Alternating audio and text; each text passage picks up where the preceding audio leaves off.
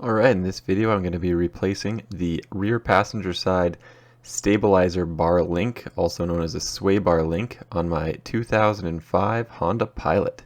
When I was replacing the rear suspension in my vehicle, I noticed that this was broken, and you can see it just flopping around there.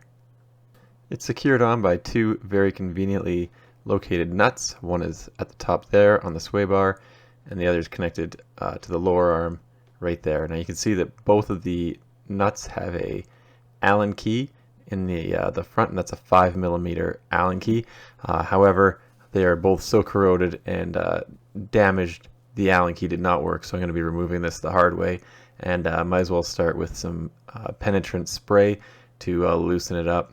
Now both of those nuts are 14mm, so you'll need 14mm sockets and probably box end wrench as well. For this, because mine are so seized up, I'm using vice grips. So I start with a set of needle nose vice grips to grip the small piece of metal on the back end of the stud to prevent it from spinning, and essentially hold it, and then start pulling with the wrench. The top one here was very frozen. You can see as soon as the bolt starts to slip on the vice grips that you have to reset them and go at it again. Once I sort of got it loosened, I kept switching to larger vice grips until I was able to start getting it off completely, just using the wrench and the vice grips. Now, although these nuts are very conveniently located actually, and easy to reach, they were probably the two of the hardest nuts that I've ever removed from a bolt in my life, to the point where I was contemplating just cutting them off completely.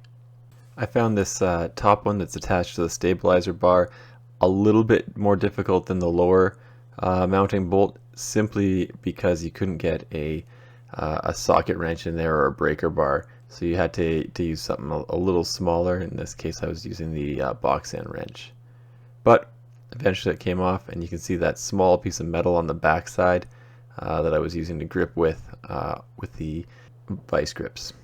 So the second step is to remove the nut that is attached to the lower arm, and in this case again I'm starting with needle nose vice grips, and because I got a little bit more space I'm going to the large torque wrench with the 14mm socket, and this one's a little easier. You may have to readjust your vice grips a few times, because I found, despite having them clamped on extremely tight, they did eventually start to slip. Now it's entirely possible that you'll get lucky and you can use a 5mm Allen key and just the wrench to remove these things. That was not my experience. I found they were incredibly seized, and really I could get maybe a 4mm Allen key in there, and that's about it. So eventually they did come off, and you can see how chewed up the back side of this thing is just from the vice grips. Really damaged that. Anyway, they did come off, and once they're off, the rest of the job's pretty easy. So there's the new part. That thing cost only about $25 Canadian. I could have got a slightly more expensive one for $40, but I didn't really want to. And there you can see the 5mm Allen key in the front end of the new one. The first thing I did was install the link into the sway bar, and just sort of hand tighten the nut. And then from there I used the floor jack to raise the lower arm up slightly until I can get the link into the lower arm. And then once it was in place, again, just took the nut and finger tight initially, and then I'm going to go to the torque wrench to get them torqued to the correct specifications.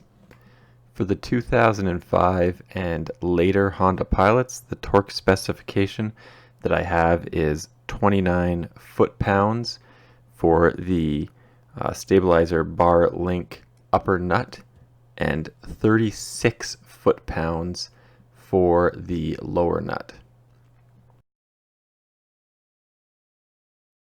Now it was my experience that I was able to get them to 29 foot-pounds without using the 5mm Allen key and just using the torque wrenches.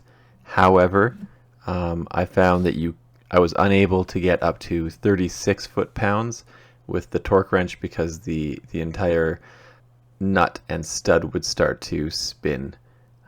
So I had to, for the lower nut, I did indeed use a 5mm Allen key and a wrench just to bring it up that last couple of foot-pounds.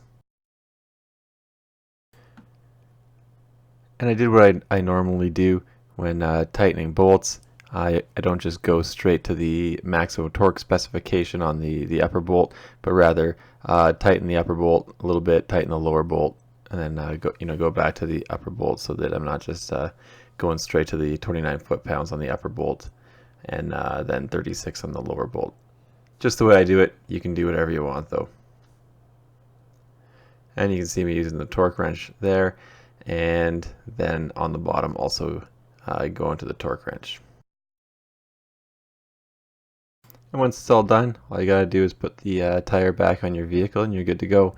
I found this job would be very easy if the nuts were not seized on, and you could probably do it in about 45 minutes. If the nuts are seized, it'll take a little longer. Honda quoted me $350 to do the job, and I got it done for about $25 Canadian. Anyway, thanks for checking out my video, and don't forget to like and subscribe.